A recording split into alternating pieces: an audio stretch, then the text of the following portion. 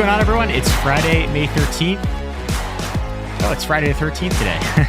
Don't let that scare you too much. I'm Zachary Crockett. I'm here with Rob Litterst. What's going on, Zach? And Mark Dent. How's it going, everyone?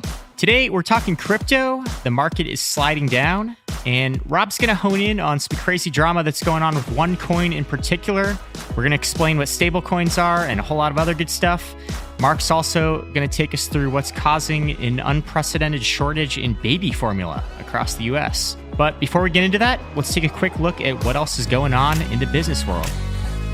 First off, some beef going down in the footwear world. There's a platform called StockX. It's kind of like the stock exchange for sneakers. And earlier this year, Nike accused them of selling counterfeit shoes and having a faulty authentication process. Now Nike is taking its claims to court. The company says it bought 4 pairs of fake Nikes through StockX, but the platform says those claims are baseless. If you think you're having a bad time in the stock market lately, SoftBank has some words for you. The Japanese conglomerate posted a record $27 billion loss, and its biggest disappointment was the Chinese ride-hailing app Didi, which has seen a 70% slide since its IPO last summer. The Senate confirmed Jerome Powell to a second 4-year term, leading the Federal Reserve. And at a time of political polarization, Powell got a surprisingly bipartisan vote of support. The vote was 80-19 in his favor, but he's going to have his work cut out for him with inflation at a 40-year high. And lastly, Apple is no longer the world's biggest company, at least for now.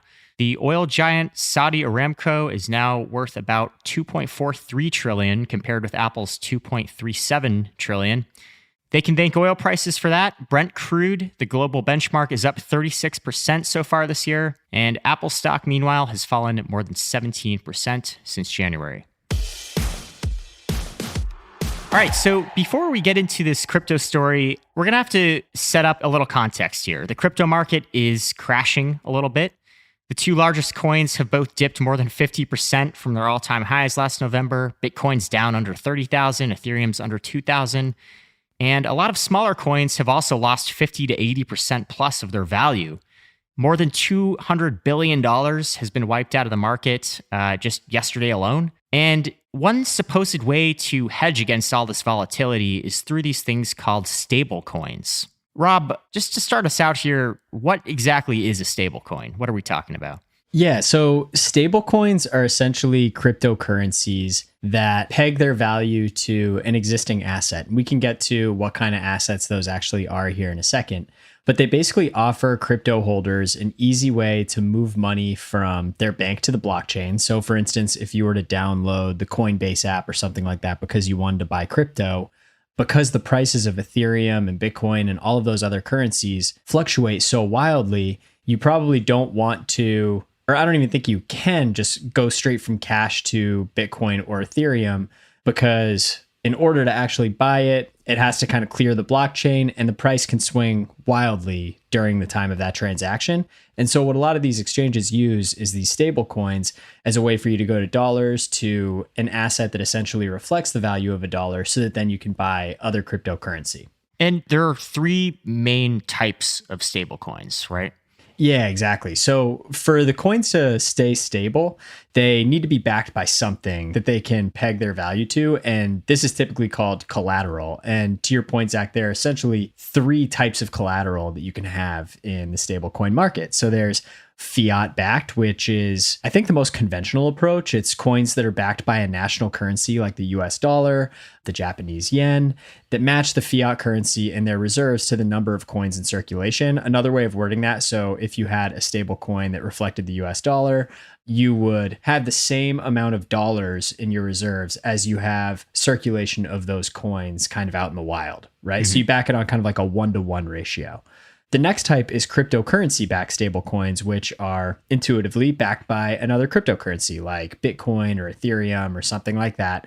And typically, these stablecoins are going to keep higher amounts of the cryptocurrency in their reserve than the coins that are in circulation because the crypto market is so volatile. So they kind of want to give themselves a buffer in case the prices start trending down and they need more from their reserves than they otherwise would have thought. Mm-hmm. Then there are algorithm-backed stablecoins, which are a little bit harder to explain.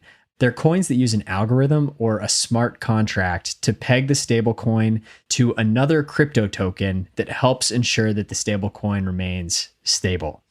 That's kind of convoluted, and we can get into how it actually works because there's a really big story that's been in the news lately about this relationship and this ratio. But as you can imagine, algorithmic stablecoins are pretty controversial, and they have been for a long time because technically they aren't really backed by anything. Right. And that fact can lead to things going quickly very wrong. As you mentioned, we recently saw this happen with the so-called stablecoin Terra. You want to take us through this? What exactly is the deal with Terra? Yeah, so Terra has a stablecoin. We'll just call it Terra for now. The actual stablecoin is called Terra USD, and it's abbreviated by UST, but we'll just call it Terra because that's a little bit easier. It is pegged to another crypto token called Luna. There's a smart contract between Terra and Luna that essentially dictates that anybody who's holding Terra can always trade 1 Terra coin, if that's what you want to call it, for $1 worth of Luna tokens. And those Luna tokens can be worth well under $1. They can be worth way more than $1. Up until the last week, they were trading well above $1. I think exactly a week ago, Luna tokens were trading at about $80 per token. And Luna was one of the top 10 cryptocurrencies in the world as far as market value. Right. So we're not talking about some small coin here. This is a very large cryptocurrency. No, this is a big cryptocurrency. Exactly. Yeah. So the relationship between Terra and Luna obviously can fluctuate, right? So the agreement of the smart contract, again, is that at any time you should be able to trade a Terra for $1 worth of Luna. As you can imagine, a lot of the people in crypto are people that are very savvy with finance, and they're looking for opportunities to make money. And it's funny because Terra and Luna actually kind of rely on these people to keep the value of Terra reflecting $1. So if UST or if Terra trades above $1, people can buy $1 worth of Luna and exchange them for 1 Terra and instantly profit, right? So there's kind of this arbitrage opportunity there if Terra is trading above $1. On the other side of that, if Terra is trading below $1, people can buy 1 Terra for under $1 and then exchange it for $1 worth of Luna because of the smart contract and instantly profit on that as well. And so it seems kind of sketchy and scammy, but that mechanism is actually what has traditionally kept the price of Terra right at $1. Gotcha. But the recent panic in crypto has kind of caused that to unravel. Okay, so ideally this thing needs to stay as close to $1 as possible for it to be stable. But this past week, the wheels completely fell off of Terra. Tens of billions of dollars in market value wiped out. What kind of damage are we talking here? Huge damage. I mentioned earlier, the value of Luna was at $81 per token last week. It's at around a penny this week as we speak right now. And predictably, nobody really wants to buy it anymore. Okay. Which is causing a huge problem for Terra. And do we know what happened here, or are we still kind of in the dark? Yeah, so Matt Levine from Bloomberg, he writes a column called Money Stuff. It's amazing. He makes really complicated finance stuff like this sound really simple and could do a much better job explaining it than I did. But he was my favorite read on this. He described it as a death spiral. So the way that he described it is basically if a bunch of people decide to sell Luna, then the price of Luna will go down, but it doesn't necessarily mean the price of Terra will go down because people will come in, they might buy Luna and then exchange it for Terra in that arbitrage trade that we were talking about earlier to kind of make the value of Terra settle around $1. And then if a bunch of people sell Terra, then the price may fall a little bit, but then arbitrage traders will come in and do the same thing there to get the value back to $1. But what happened here is people lost confidence in the system. The entire kind of cryptocurrency system across coins, you mentioned it earlier, is really tanking and started dumping both Lunas and Terras, which led to this death spiral that Levine described. Basically, the issue here is for other stablecoins that are not algorithmic, they're at least pinned to something that they have in reserve. So there's at least like some semblance of a floor, even if that floor is falling. Like if you have a cryptocurrency backed stablecoin, then yeah, that floor will have been falling recently with the prices of Bitcoin and Ethereum falling. But with Luna, there's really no floor to how low it can fall because it's pretty much made up and not actually backed by anything. It's really just a function of this smart contract and essentially used just to keep that price of Terra right around $1. So, in the aftermath of all this week, the founder of this thing, Do Kwon, he has been called a pretty controversial guy. He's a Stanford grad. He lives in Singapore now. And in the past, he's just had a habit of insulting anyone who's criticized any shortcoming of this project. He's called his critics poor, and he's said that he would take joy in watching other companies collapse. CoinDesk has now come out with some reports that he was also behind other failed stablecoin projects. People are calling him a con artist, and some have called him the Elizabeth Holmes of crypto. Wow. So I guess, all of this in mind, this and other stablecoin projects are supposed to be kind of a safe bet in crypto. They're supposed to be an antidote to this speculative market. They're like the one safe bet we're supposed to be able to make in cryptocurrency. So if we can't even trust stablecoins, I imagine that's not going to bode well for the trust mechanisms that are in place for crypto at large right now. I would say you're 100% right. Yeah. And I mean, I think it's not just algorithmic stablecoins that are suffering right now. Tether, which is a fiat-backed stablecoin that's tied to the US dollar, actually fell below $1 yesterday, I believe, down to like 96 cents or something like that. So okay. I don't even know if I mentioned how far Terra dropped, but Terra dropped to 30 cents on the dollar. So well below the dollar value that it's supposed to hold. So obviously Tether didn't fall that far, but it did fall off from $1. And to your point, Zach, I think it is really hard to kind of trust the infrastructure of crypto and the mechanisms that are in place to keep it safe if these things that are literally invented to try to keep it stable and predictable are also breaking. And in this case, kind of worse than everything else in crypto. It's kind of crazy. Right. All right. Well, Mark, let's turn to you now. We've got another story on the plate. There's a separate problem going on in society. This one is actually rooted in the physical world. And there's a baby formula shortage. You're going to tell us what's going on here. But to start, I guess, for anyone who might not have a small child or has raised a kid, what is this stuff and what is the scope of its use? Yeah, baby formula in its most common form is whey protein from cow's milk that has been altered to resemble breast milk. There are also other varieties from soy and derived from other types of protein. And then there's a lot of other ingredients in there: protein, fat, calcium, minerals, all kinds of things that are set by the FDA and in a very stringent regulatory process. And there are also very specific specialty formulas, for different children who might have allergies or some other kind of thing that would require that. And then on top of that, we also have formula for children who are a little bit older than infants, who are 1, 2 years old, etc. So it's quite a large market.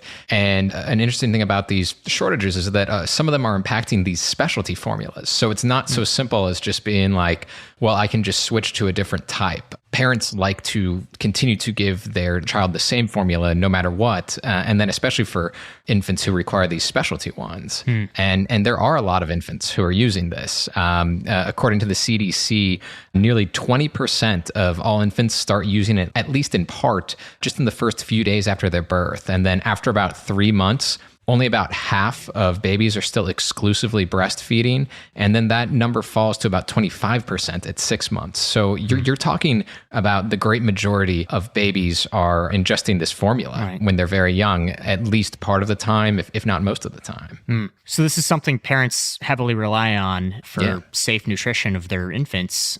But lately, a lot of customers are noticing that it's not on the shelves, or there's a lot less of it than there used to be, at least. So right now, as we get to this first week of May, according to Data Assembly, which tracks a lot of different prices and quantities of different items at grocery stores, there are about 43% of baby formulas that are out of stock nationwide.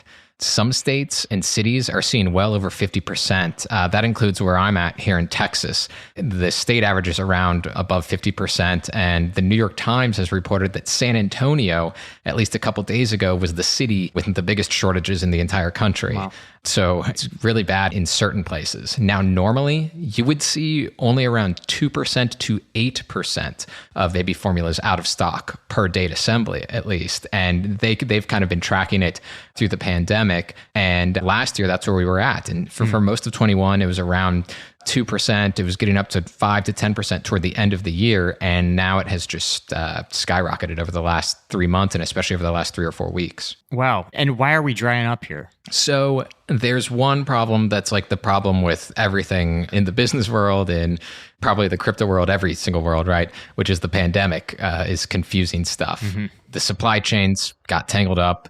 And then last year when the pandemic first broke out, there was like a run on baby formula, just like there was a lot of other products. And that, worked itself out a little bit, which is why 2021, you had not a lot of stock issues, although prices did go up a little bit.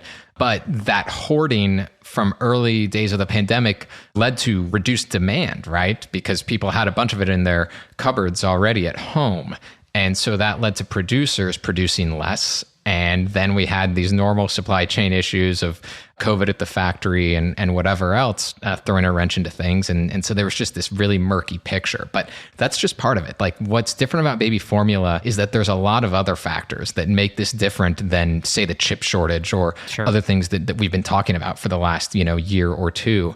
And one of those was the recalls of baby formula from Abbott Nutrition. So Abbott has this plant in Michigan, and traces of the bacteria Chronobacter were found there earlier this year. And that happened after a few babies got sick and 2 babies actually died. And it is potentially attributed to that Chronobacter.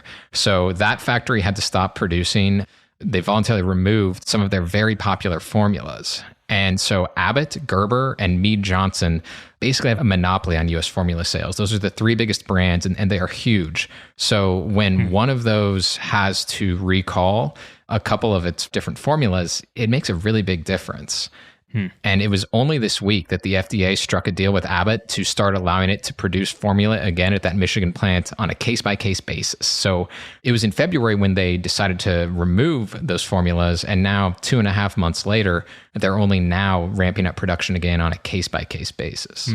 Seems like there's also some geographic differences with this shortage. We've heard, as you mentioned, maybe with the chip shortage, there are global supply chain issues. This is a little closer to home.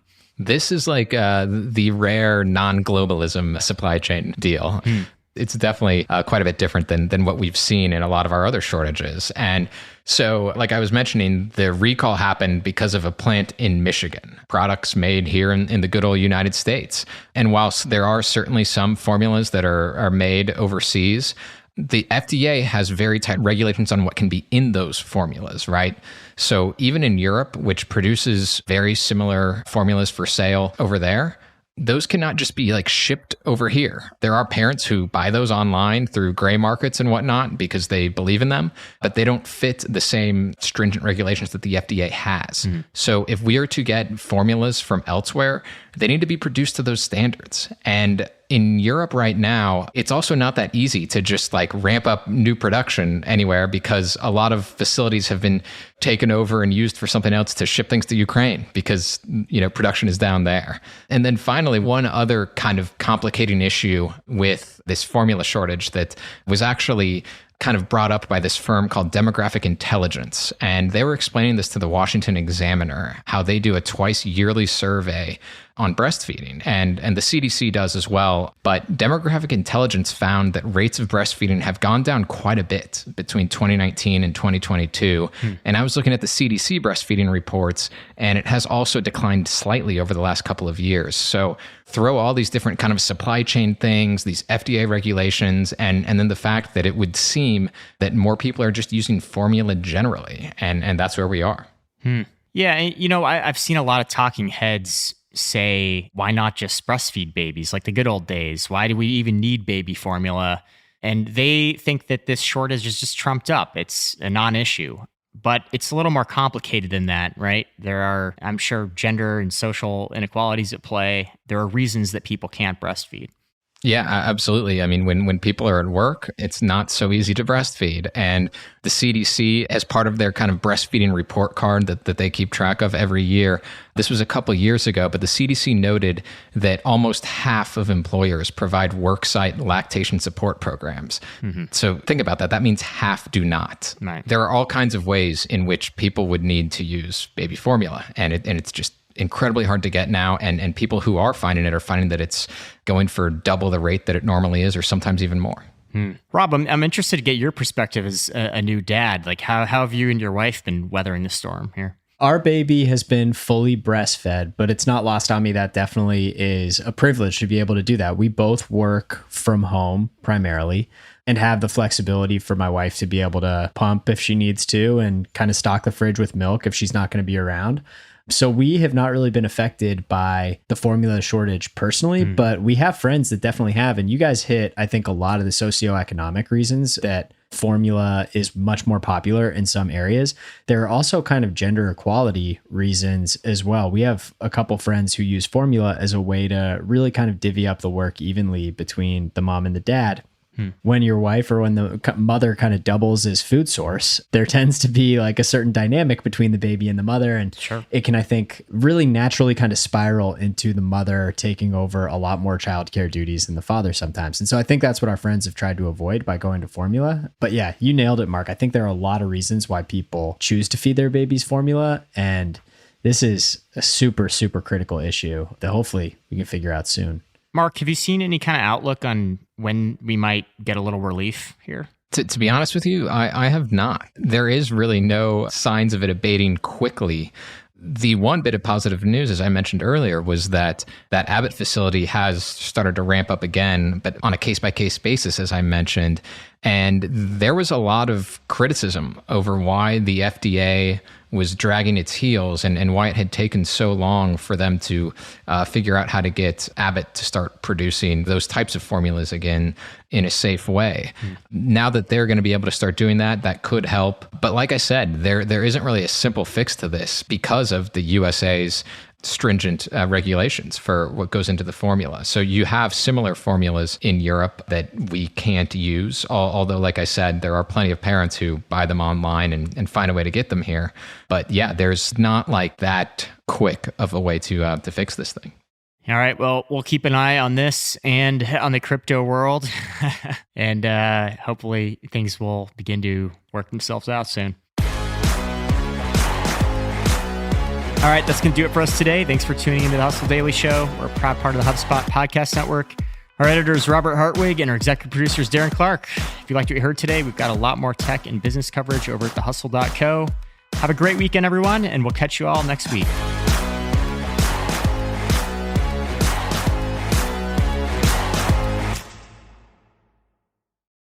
Hey, guys. If you listen to the Hustle Daily Show on Google Podcasts, we want to let you know that the option will no longer be available pretty soon. Google is sunsetting its podcast app sometime in early 2024 in favor of YouTube Music, and we want to give you a heads up before it's too late, since that time's almost here. The Hustle Daily Show is available everywhere and anywhere that you listen to podcasts, like Apple Podcasts and Spotify. If you're using YouTube Music, we are there as well. If you're an Android fan, there are plenty of apps like Overcast, Pocket Casts, Player FM, and more. So just search for us wherever you decide to listen to your favorite podcasts.